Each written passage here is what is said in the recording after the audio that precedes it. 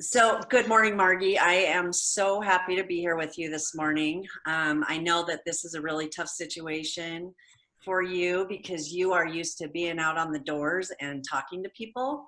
But this is a great alternative. And I was just saying, I have watched you for years. I've always been so impressed with you. And so I'm going to get started by just asking you to describe your Senate District 26.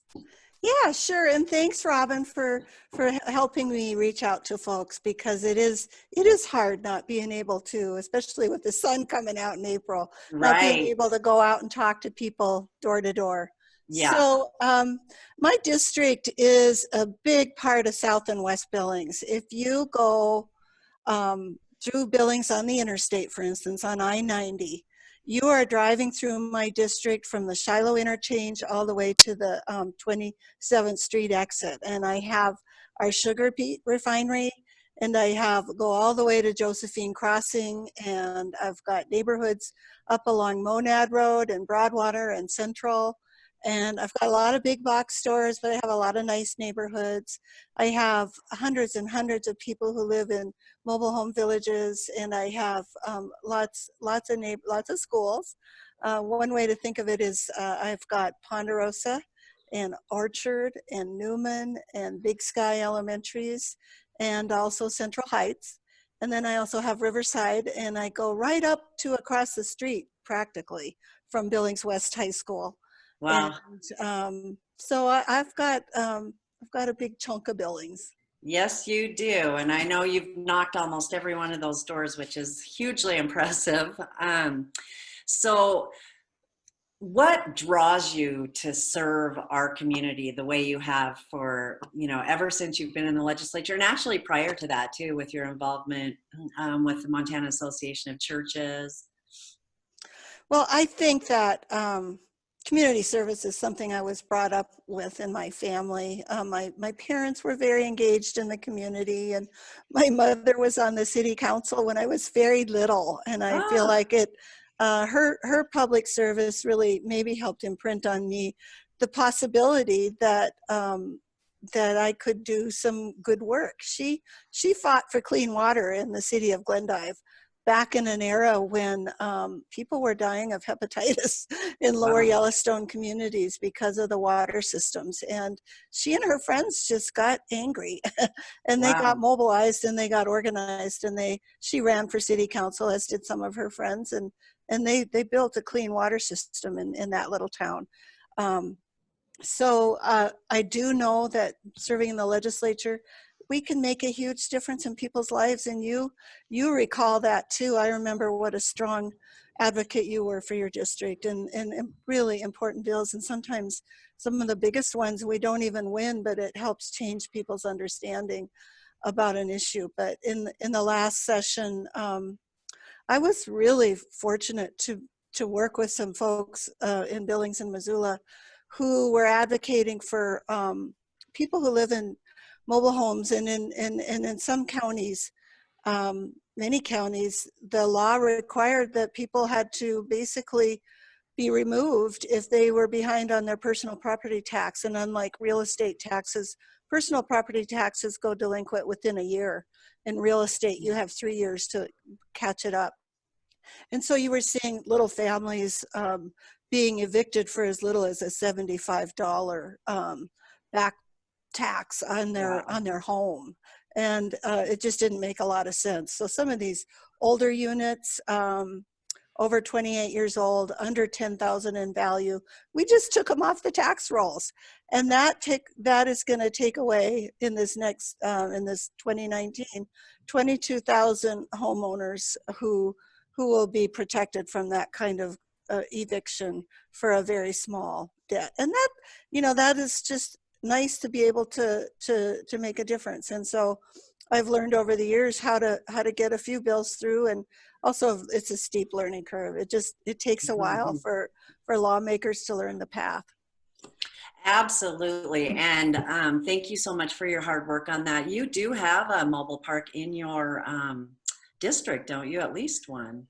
I have probably a dozen. I Yeah, have okay. hundreds and hundreds, probably thousands of my constituents do live in mobile homes, and some of those Wow. are older. Yeah. Wow. So that was such important work for your district. That's awesome.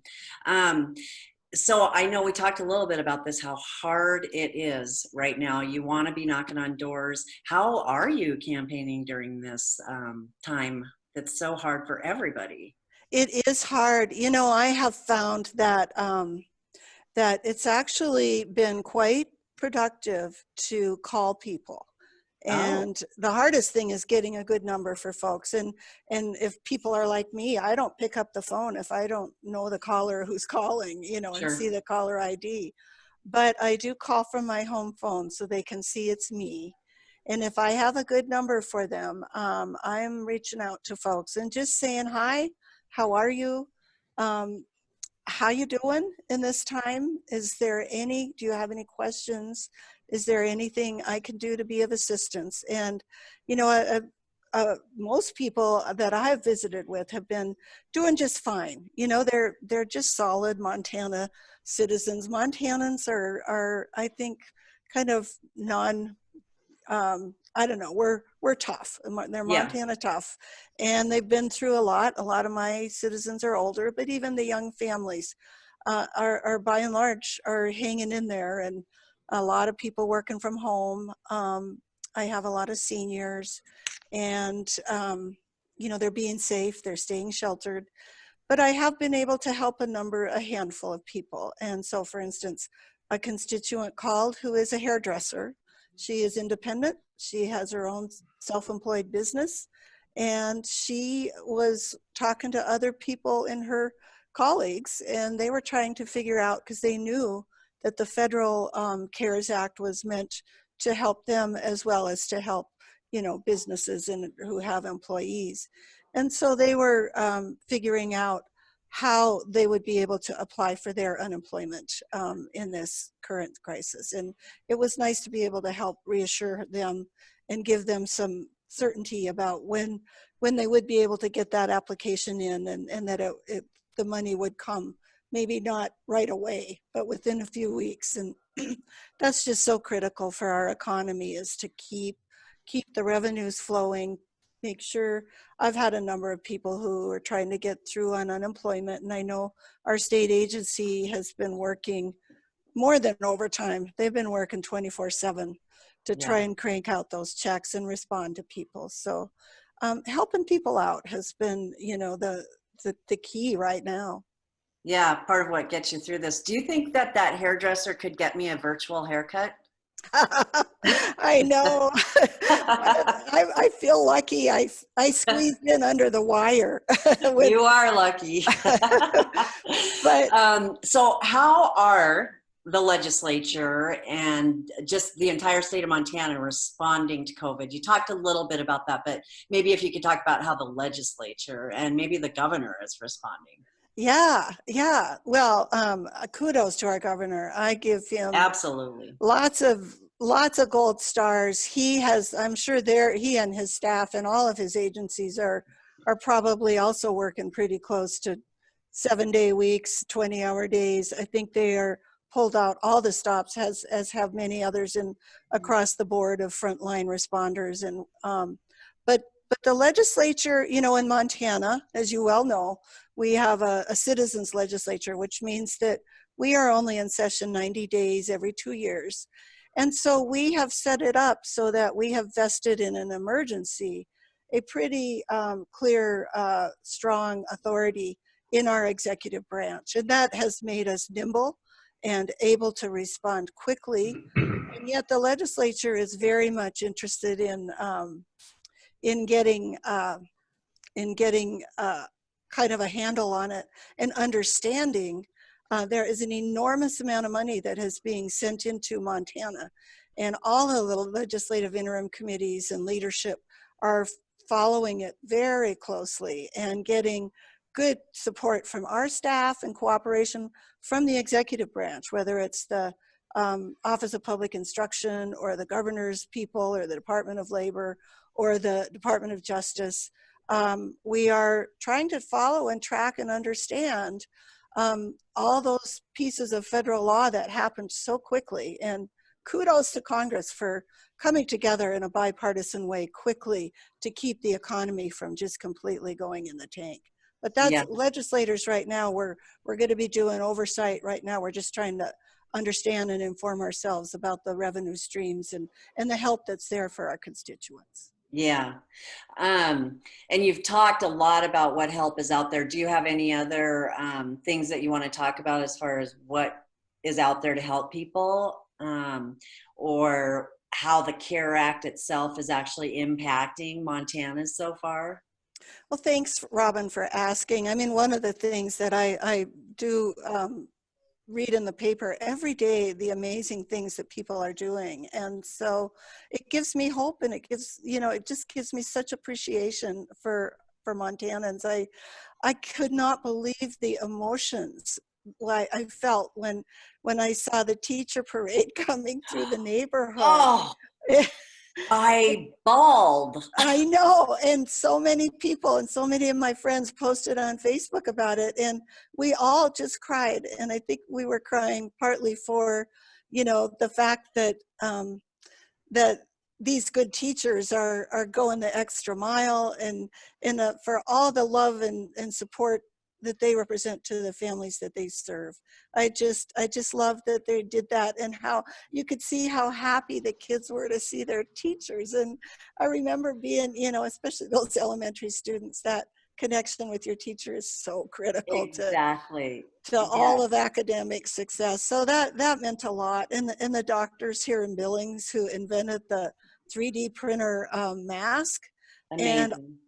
yes, and it's being copied and printed. They shared the technology for anyone with a 3D printer. So some teacher up in Whitefish has got the whole town working on it, and they improved it a little bit, and they printed out 400 as of a few days ago. I'm sure they print out another 400. And one of the things I love to track is the Montana Manufacturing um, uh, uh, Association, and there are dozens of Montana manufacturers who have kind of switched gears and are repurposing what they do. And so, like Trails Head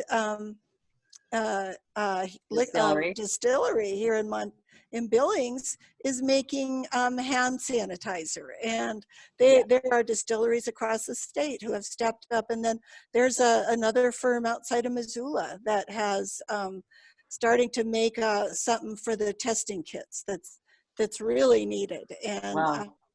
I just think American ingenuity and Montanans are really, stepping up. I'm Yeah. very, very impressed. Yeah, one of the things that impressed me so much about those masks is that they actually put that pattern out there for free. They could have Yeah, likely made a lot of money off of that, and it wasn't what it was about. It was about helping people through a very traumatic time in our lifetime. And hmm I'm just like you, I'm so proud of them. What are some of the longer term concerns, do you think, as the world comes out of this yeah, time? yeah.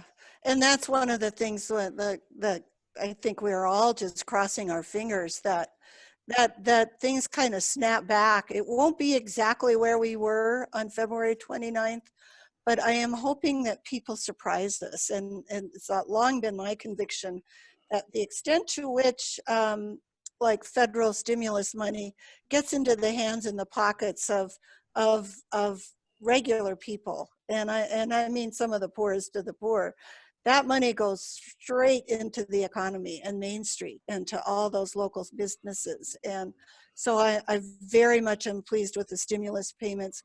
Our banks have already let out, according to the paper this week, $500 million, $500 million in Montana in loans, forgivable loans to our small businesses. Can you imagine? I mean, that Right. I just give people credit, and I think that's going to do more than you think it will. And I know that having that swift response as far as unemployment checks goes, and those kinds of things, the economic stimulus payments, which in a I don't know if it's a week or 2 weeks, but will soon be showing up in people's bank accounts, that those are going to help us get through. And then at the end of the day, I hope to see just folks kind of be able to go back to their jobs and take a trip, go go to Yeah. Glacier or go somewhere and stay at at a bed and breakfast or a little hotel in Montana. And Sure. I just really hope that that it's not all doom and gloom, and that the economy is more resilient than we realize. Yeah. So today is Good Friday and Easter is on Sunday. And at this time of year is always just a huge time of hope for me. What gives you hope right now? Um, well, I think I talked a little bit about it in terms of the swift response. For instance, the bankers and the small businesses, the fact that Congress did move quickly to get money out into the community so the economy didn't tank. But the people, the way people support each other. My sister and I, who's sheltering in place with us, went through to get we are trying to patronize our local restaurants and Oh, coffee nice. shops. So we were going through a local coffee shop drive through and getting a couple lattes just to cheer us up yesterday.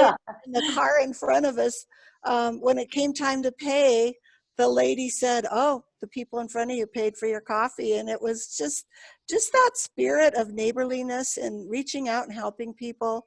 I know folks have offered, have dropped off, groceries for their neighbors who have to be really careful because their immune systems are weak. So I think the neighborliness and the seeing the families together out walking with their kids and dogs, that Yes. means a lot to me too. Yes, that is so hopeful. I love seeing that. Yeah.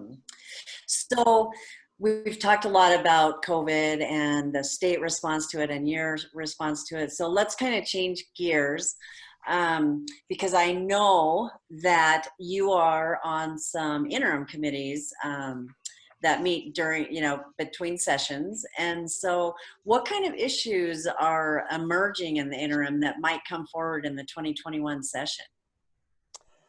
Well, what, we had a really productive session this year in January, where almost the majority of the legislature went and did their interim work, but then we did a lot of sort of deep dives into some of the bigger challenges facing Montana.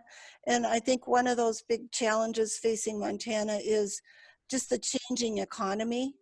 Um, uh, the fact that the economy globally and nationally is changing, and every bit so as much in Montana. The kinds of jobs where things are thriving, you look at a Bozeman or at Missoula, where you have all this intellectual property and kind of the new digital economy, and you see um, enormous growth and enormous pressure on local housing, local infrastructure, and the capacity to even, find space for these new businesses.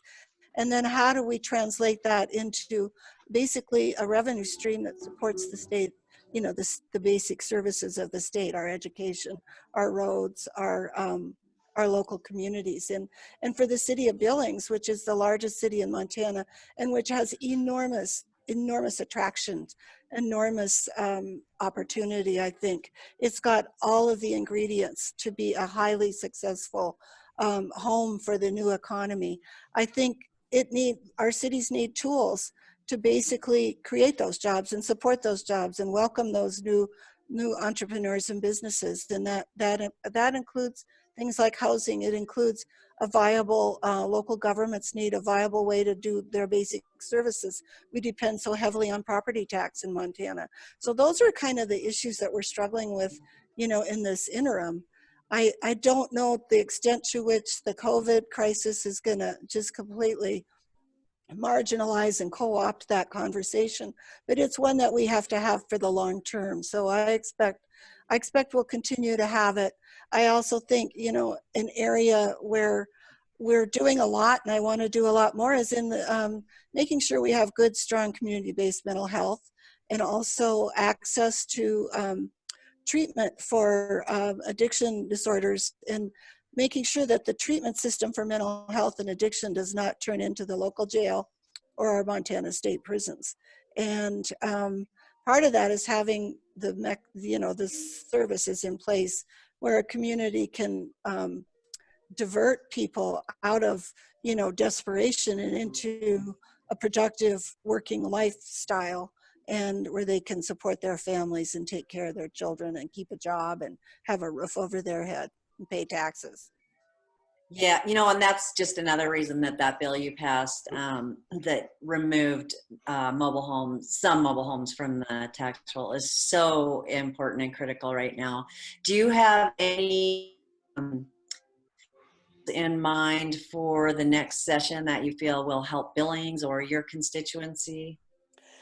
I do. I am working very much with business leaders and civic leaders to make sure that a city the size of Billings has the capacity to develop in partnership the infrastructure and the things it needs to create new jobs and to welcome new jobs and to welcome new employers. They demand certain amenities. They want to have good schools. They want to have trails. They want to have parks.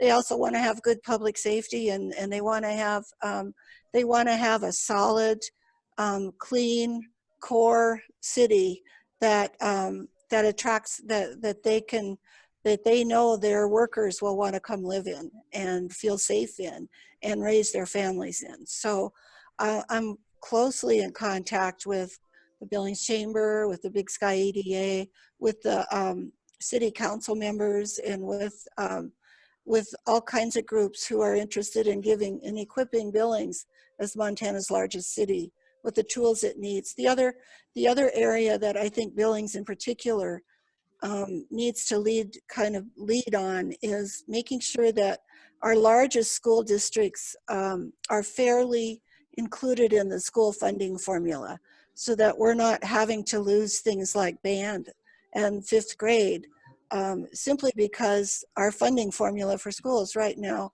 really does penalize a large district. And the larger you are, the bigger the hit that you take. And Billings is twice the size of any other of the closest school district. And so Billings needs to stick together, and we need to work on that in Helena. And that's where it's the only place it can be fixed, really. Yep, that has been an issue for a long time. And I know there's been a lot of work done on it, but there still needs to be more.